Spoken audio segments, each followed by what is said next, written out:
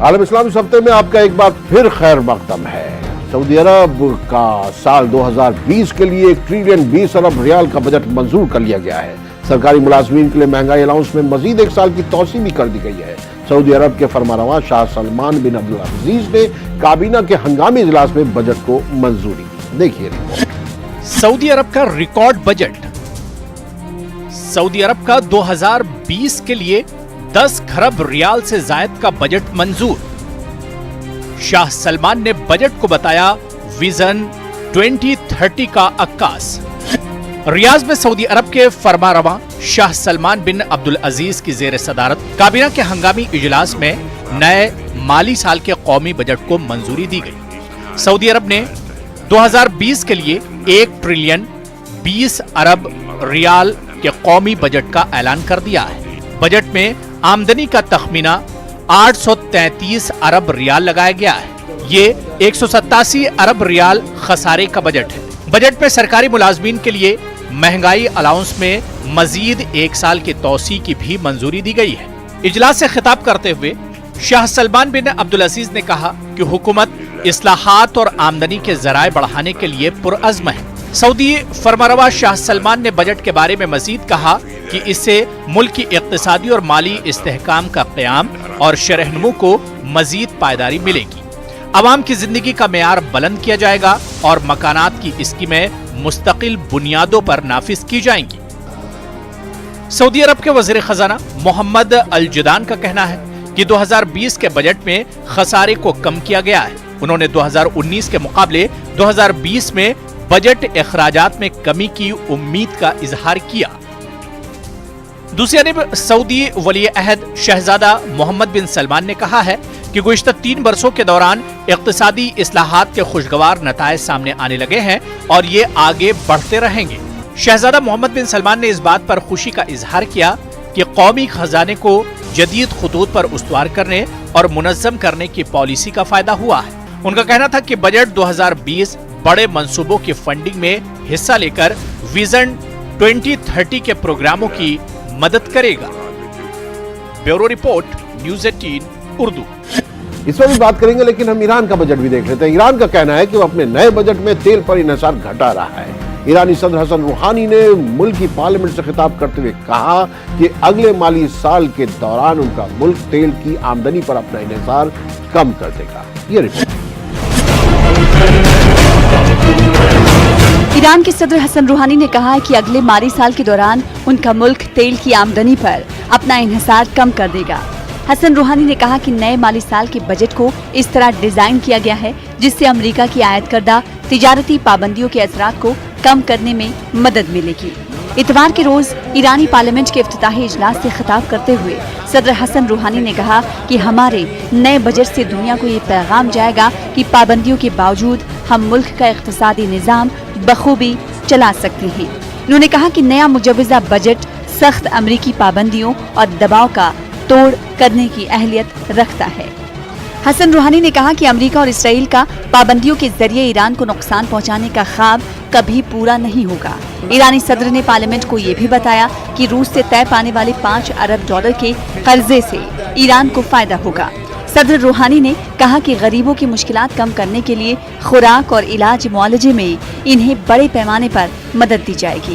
ایران کا نیا مالی سال نئے فارسی سال کے ساتھ 20 مارچ سے شروع ہوگا۔ خیال کیا جا رہا ہے کہ نئے بجٹ کا حجم 40 ارب ڈالر ہوگا جو پچھلے سال کے مقابلے میں 10% زیادہ ہے۔ پارلیمنٹ فروری تک بجٹ پر بحث کرے گی جس کے بعد اسے منظوری کے لیے رہنما کونسل میں بھیج دیا جائے گا۔ کسی بل کے قانون بننے کے لیے علماء پر مشتمل رہنما کونسل کی منظوری کی ضرورت ہوتی ہے۔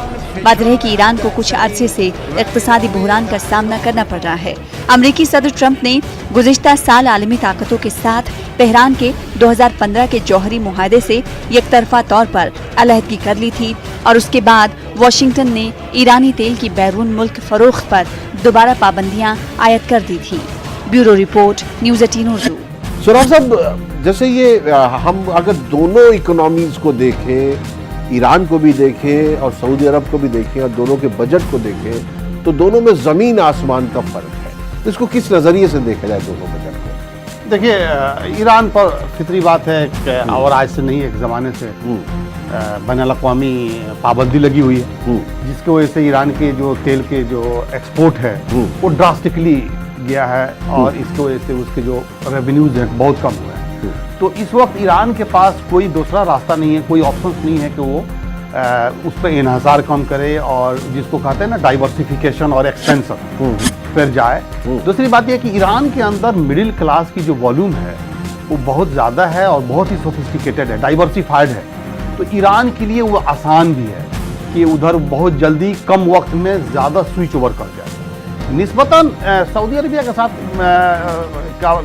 جو پہلو ہے وہ یہ ہے کہ اس کے خلاف تو کوئی پابندی ہے نہیں، اس کے آئل ایکسپورٹس میں اضافہ ہو رہا ہے، وہ ویسے بھی ایک سوئنگ کیٹیگری میں رکھا گیا ہے، سرپلس پروڈکشن کرتا ہے شروع سے اور اپنا گلوبل مارکیٹ میں بھیجتا ہے، اسے ریونیو اور G20 کا سربراہی بھی اب مل گئی ہے، اس کو سربراہی مل گئی۔ دوسری بات یہ ہے کہ جو 2030 کا جو ویژن ہے اس کے حساب سے سعودی عربیہ بھی جو پالیسی اڈاپٹ کر رہا ہے اس کو کہا جا رہا ہے کہ diversification and post oil economy کی تیاری، تو وہاں پر بھی یہ بڑے پیمانے پر ڈائیورسیفیکیشن ہو رہا ہے، اور خاص کر جو ویسٹ اینڈ نارتھ ریجن ہے سعودی عربیہ ریڈ سی کے اوپر بڑے بڑے وہاں پروجیکٹ چل رہے ہیں۔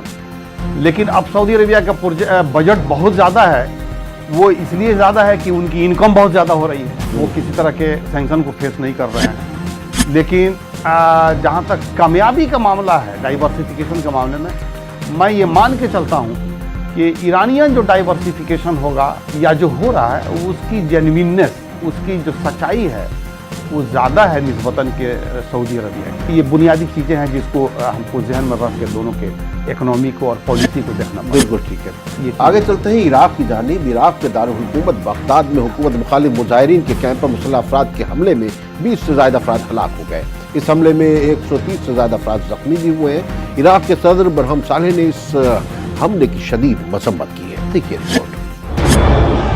عراق کے دارالحکومت بغداد میں السینک پل کے قریب واقع عمارت میں مسلح افراد نے حکومت مخالف مظاہرین کے کیمپ پر جمعے کی رات کو حملہ کیا تھا۔ عینی شاہدین کے مطابق مسلح افراد نے مظاہرین کو عمارت خالی کرنے کو کہا، لیکن انکار پر پک اپ ٹرک میں سوار مسلح افراد نے عمارت پر دھاوا بول دیا، جس کے نتیجے میں متعدد افراد ہلاک اور 100 سے زائد زخمی ہو گئے۔ مہلوکین میں کم از کم 2 پولیس اہلکار بھی شامل ہیں۔ حملہ وروں نے اندھا دھند گولیاں برسانا شروع کر دی، جس کی وجہ سے یہ ہلاکتیں ہوئی۔ یہ حملہ اس وقت ہوا جب سیکیورٹی فورسز سے جھڑپ کے بعد حکومت مخالف مظاہرین نے جمہوریہ، سناک اور احمر پلوں کے کچھ حصوں پر قبضہ کر لیا تھا۔ ان تمام پلوں سے راستہ سخت پہرے والے گرین زون کی جانب جاتا ہے، جہاں عراقی حکومت کی اہم عمارتیں واقع ہیں۔ نامعلوم افراد کی جانب سے یہ حملے اس وقت کیے گئے جب سیاسی جماعتوں اور ایرانی پشت پناہی والی ملیشیاؤں سے تعلق رکھنے والے مظاہرین نے تحریر چوک کا علاقہ خالی کر دیا۔ عراق کے صدر برہم صالح نے جرائم پیشہ گروہوں کے مجرمانہ حملے کی شدید الفاظ میں مذمت کی۔ انہوں نے کہا کہ اس حملے کے پیچھے کارفرما عناصر کو جلد از جلد انصاف کے کٹہرے میں کھڑا کیا جائے۔ اس حملے کے باوجود مظاہرین کے حوصلے پست نہیں ہوئے ہیں اور وہ الخلانی اسکوائر اور تحریر اسکوائر پر حکومت مخالف مظاہرے جاری رکھے ہوئے ہیں۔ Bureau report, news 18 Urdu. عالم اسلام اس ہفتے میں یہاں وقت ہے مختصر وقفے کا، لوٹ کر آتے اس بریک کے بعد۔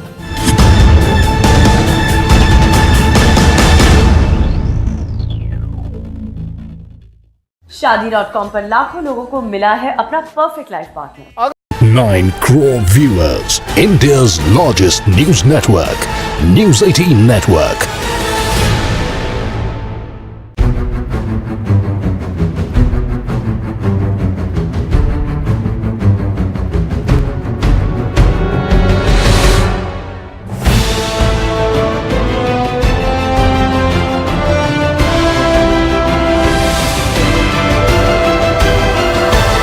عالم اسلام اس ہفتے میں آپ کا ایک بار پھر خیر مقدم ہے، اور آگے بڑھنے سے پہلے نظر ڈالتے ہیں اس ہفتے کی کچھ مختصر مگر اہم خبروں پر۔ News in brief. شمالی افریقی ملک الجزائر میں صدارتی انتخابات کے لیے ووٹنگ ہوئی۔ یہاں 5 امیدواروں کے درمیان سخت مقابلہ ہے، تاہم عوامی احتجاج کی وجہ سے ووٹنگ ٹرن آؤٹ کم رہا۔ इजरायली पार्लियामान ने नए इंतखाबात कराने की मंजूरी दे दी है। अरकान पार्लियामान ने मुत्तफिका तौर पर अगले बरस 2 मार्च को इंतखाबात कराने के हक में वोट दिया।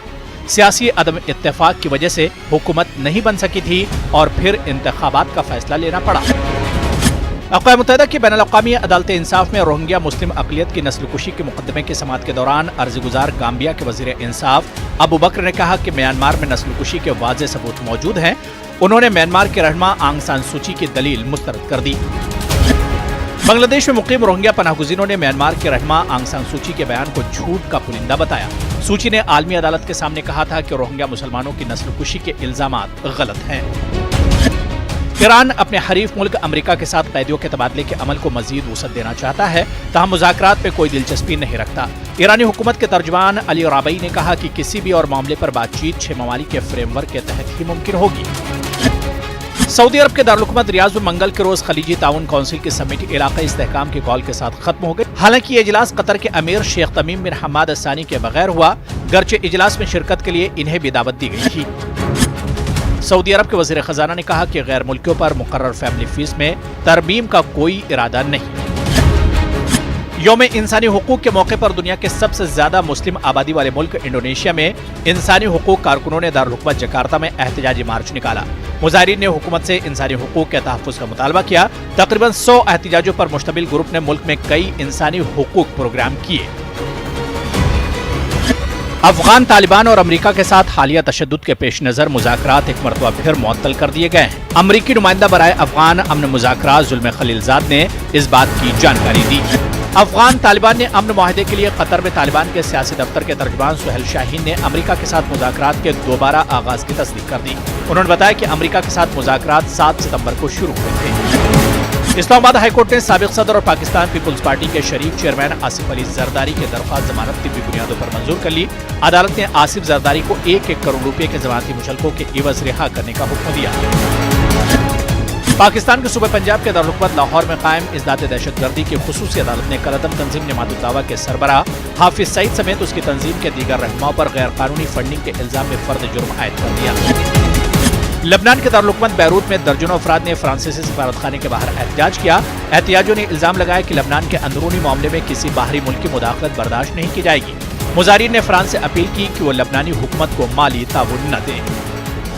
इंटरनेशनल कोर्ट ऑफ जस्टिस में म्यांमार में रोहिंग्या अक़लियत की नस्लकुशी के इल्जामात की समाअत की गई। इस अदालती कार्रवाई में म्यांमार के वफ़द की क़यादत म्यांमार की लीडर आंग सान सूची ने की।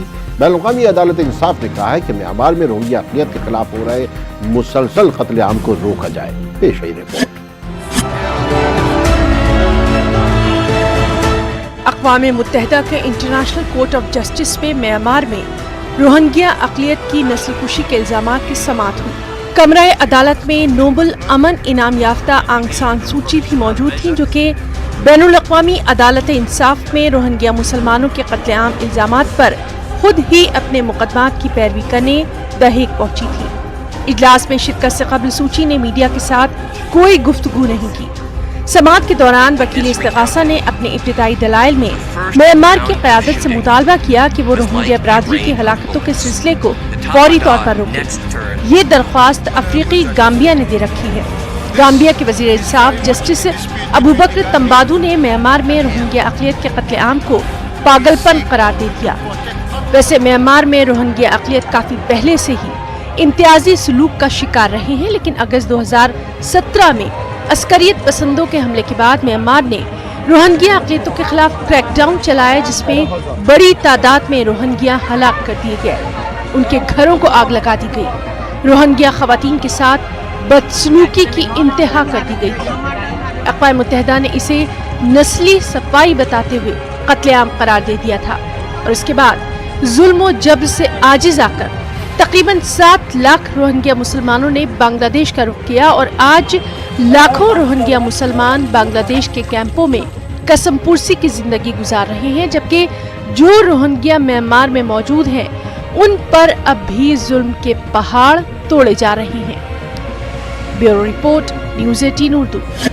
सुराज साहब, ये एक देखिए जो म्यांमार में हो रहा है, और हम लोग भी अक्सर यहाँ पर भी जिक्र करते हैं कि जो म्यांमार से आने वाले तारकीन वतन हैं, जो परेशान हाल हैं, उनको यहाँ पर जगह दी जाए। बांग्लादेश भी उनसे परेशान है कि कहाँ कितने लोगों को रख सकता है, कितने लोगों को जगह दे सकता है। उसमें जो है आंग सान सूची जैसी रहनुमा का जाना, जिनको कि पीस प्राइज मिल चुका हो, ये कहीं अपने आप में दोनों में तजाद नजर नहीं आता। देखिए वो वहाँ पे जो गई हैं बर्मा के लीडर, वो डोमेस्टिक पॉलिटिक्स को लेके गई। दूसरी बात ये है कि जहाँ तक एलिगेशन है जेनोसाइड का, वो सिर्फ ओआईसी की तरफ से नहीं लगा है, वो एलिगेशन पूरी दुनिया की तरफ से लगा है।